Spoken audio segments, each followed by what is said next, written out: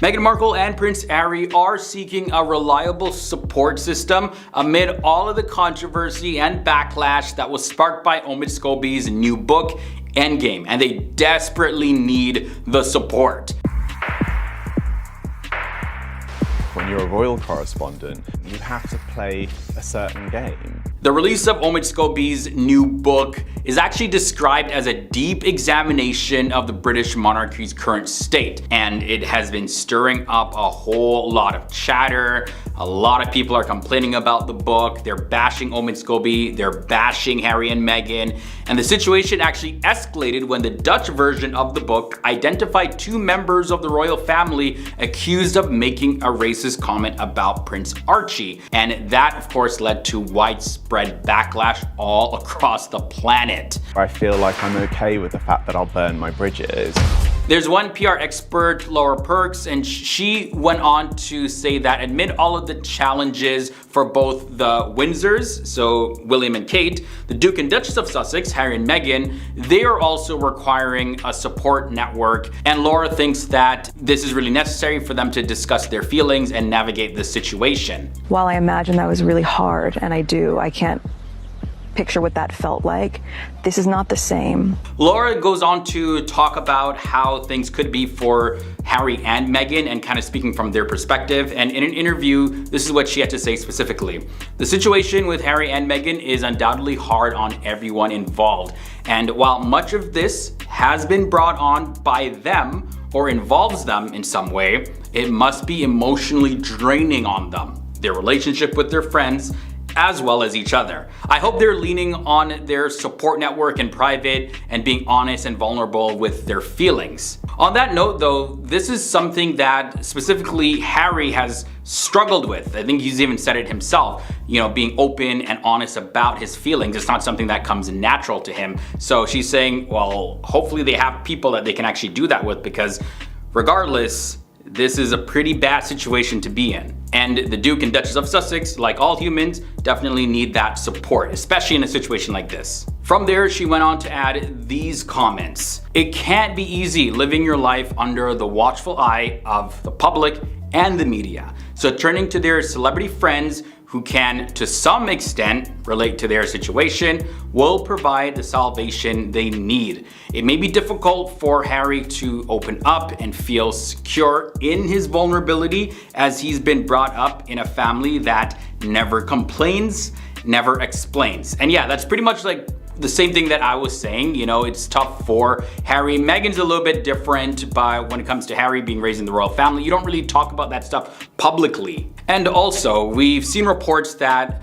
their celebrity friends, they are kind of distancing themselves from Harry and Meghan. So who knows how many people they actually have in their support network. For sure, Meghan's mom, Doria Ragland, she's a confidant, and she's somebody that Meghan goes to. So at least there's one person, but who else? Because it's not like they can call up people in the royal family to be like, hey, by the way, I'm dealing with this. But it has to do with bashing the royal family. I think there's some people that Harry and Meghan are still close in the royal family, but in general, you know, who do they have? Who do they have as a support system? Laura continued to elaborate on her comments about Prince Harry. She suggests that Prince Harry is very unaccustomed to expressing his emotions openly and requires a trusted support network. She acknowledges that public defenses also from celebrity friends have faced backlash in the past, potentially leading Harry and Meghan to seek private support. So in the past, yeah, people who are well known in the public eye have defended Harry and Meghan, and they've received some backlash. So they're probably like, you know, we're not gonna really speak up and defend Harry and Meghan in this one because we don't want to risk the backlash. So yeah, Harry and Meghan would be wise to seek private support. After all, they don't want to give their celebrity friends another reason to distance themselves even more from them, right? So I don't think that they're going around and trying to get celebrity friends to release statements or anything like that. They've also been very quiet about this whole thing, and they haven't really addressed it publicly in any way. While public solidarity may not be evident, Laura hopes that their friends are privately providing advice to guide the couple towards positive decisions. So we see Laura kind of took it from the perspective of the Duke and Duchess of Sussex, because even though she says that they may have brought a lot of this on themselves, at the end of the day, is no proof that they were the ones that told Omid Scobie to put that in the book. And I think Omid Scobie is trying to backtrack. I think accidentally he put it in the book and it got through. Whoever was editing the book may have accidentally kept it in there and it was published, and a lot of the backlash is falling on Harry and Meghan. Meghan Markle felt insulted when the Queen had actually assigned a black officer to help her feel comfortable. While I imagine that was really hard, and I can't picture what that felt like, this is not the same. And in a reported effort to assist Meghan Markle in acclimating to palace life, Queen Elizabeth II reportedly recommended the support of her Ghanaian-born equerry, Lieutenant Colonel Nana Kofi Fumasi Ankra, and this is according to details in Omid Scobie's book titled Endgame. When you're a royal correspondent, you have to play a certain game. And by the way, an equerry is a highly honored senior attendant. So this isn't just some regular assistant that you can find on a job posting website. No, these are honored officers. So they are seen as people who have a lot of value to offer, as well as they're highly respected. So Meghan Markle finding this pretty insulting, that's a little bit surprising. And by the way, this equerry is biracial too, not full black, and Meghan Markle is also biracial. Meghan Markle's frank comments about race have opened some old wounds for many interracial couples. But let's talk about the intention behind this. Like, the intention was to aid Meghan Markle, who is biracial, like I mentioned, in her royal duties. However, the suggestion was met with discontent from Meghan Markle as well as her friends, who found this just straight up insulting. Omid Scobie, he also notes in his book that this incident underscored a perceived deficiency of diversity in senior roles within the royal palace, particularly in terms of black or non-white staff. There was some real obvious signs before we even got married that this was going to be really hard. Omid Scobie also goes on to claim that a friend of Meghan Markle said this: "I doubt Kate was offered an equerry for guidance." And this brings up an interesting point, because with Meghan Markle, the topic of race was something that she has said that she was uncomfortable with, and she cites her experiences in the royal family. Kate, of course, would have had different experiences, but she was also given mentors in different ways who fit her circumstances. So there's no surprise that Meghan Markle would receive palace aid that fit her specific needs and her specific circumstances. And the other thing is that Meghan Markle was initially assigned Lady Susan Hussey to assist her in adapting to her new royal responsibilities, and this is according to Omid Scobie as well as previous reports. They also said the same thing. However, Meghan Markle had actually declined the offer for Lady Susan's support. Subsequently, the palace, which asserted it had made considerable efforts for Meghan Markle, proposed Nana Kofi Fumasi Ankra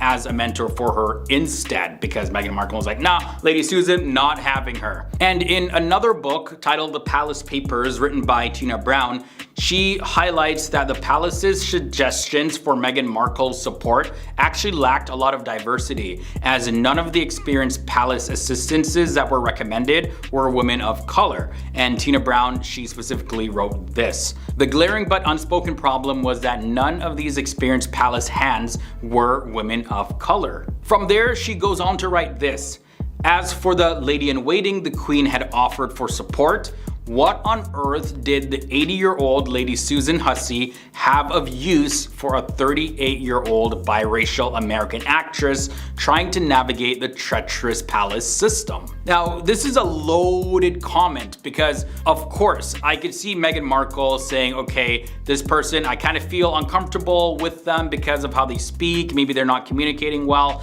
Maybe Meghan Markle didn't look up to Lady Susan as a mentor. So the palace was like, okay, all right, we get it. So let's switch it up. But Meghan still found the switch up insulting. So what do you do in that case? Maybe Meghan Markle wanted a black or biracial woman, not a biracial man. Clearly, she did not want an older white woman to be her mentor. And speaking of Lady Susan Hussey, by the way, she actually had resigned from her royal duties in 2022 following unacceptable and deeply regrettable comments made to a black domestic mistreatment campaigner. So maybe Meghan had some good reason to not be mentored by Lady Susan. But yeah, that's another story for another time. These revelations in Omid Scobie's book, by the way, they follow a Dutch misprint of his book Endgame, which mistakenly identified Kate Middleton and King Charles as two royals that were accused of making racial remarks about Prince Harry and Meghan Markle's son, Prince Archie. In a March 2021 interview with Oprah, Meghan Markle disclosed concerns raised about the skin color of her then unborn son, Archie, though the individuals involved were not named at this point. And of course, this caused a shockwave to be sent all over the planet because people are wondering, okay, did people in the royal family actually have derogatory comments to make about Prince Harry and Meghan Markle's unborn child at the time? Or was Meghan Markle completely exaggerating? Because let's face it, depending on the family that you're in, people talk about skin color and how a child might look.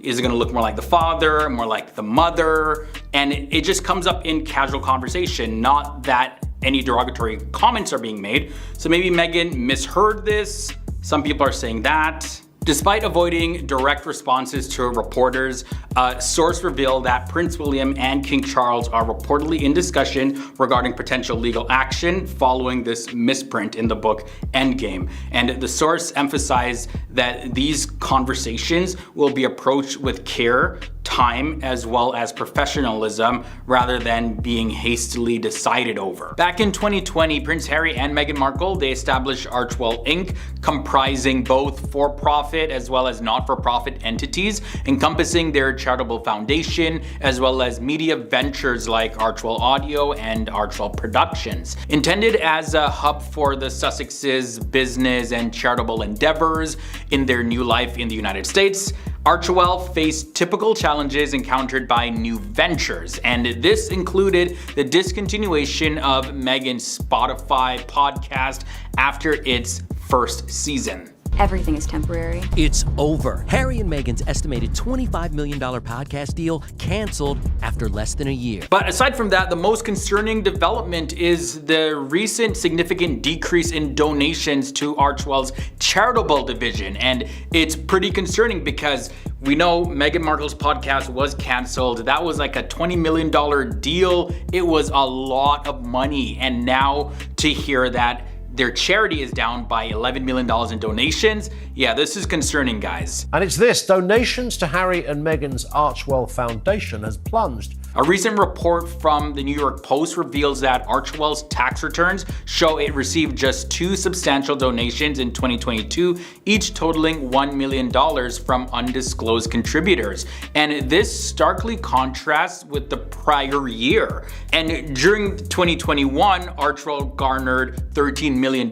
in contributions. The Duchess hugging veterans and taking selfies to highlight the impact of the foundation. Compounding the issues now, the organization's operational costs surged to over $2.6 million in the year 2022, adding to concerns about its financial situation. And of course, 2023 at the time of filming this video isn't complete yet, but we're gonna be seeing those numbers really soon. We can only go based off of the previous years though at the time of filming this. And in 2022, Archewell Foundation, it faced financial setbacks, incurring losses estimated at approximately $670,000, which is a notable contrast to the $9 million net revenue reported in 2021. Surprisingly, during the same year of financial challenges, the organization's board granted Executive Director James Holt a significant raise. James Holt's compensation totaled around $227,405 in 2022, including a $20,000 raise, marking a substantial increase from his $59,846 salary in 2021.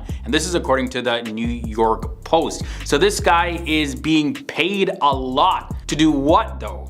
Like, why is he getting so much money, yet the foundation is in decline? Now, despite these financial challenges though, the Archwell Foundation retains approximately $8 million in assets as indicated by tax filings and recent impact reports. It's essential to note that the foundation, being a non-profit entity, operates under different standards than a for-profit corporation. Of course, that's 100% understandable. And now in 2022 though, despite financial fluctuations, the organization managed to make significant contributions to causes such as the NAACP and Project Halo, aligning with Prince Harry's commitment to the anti-landmine initiative championed by his late mother, Princess Diana.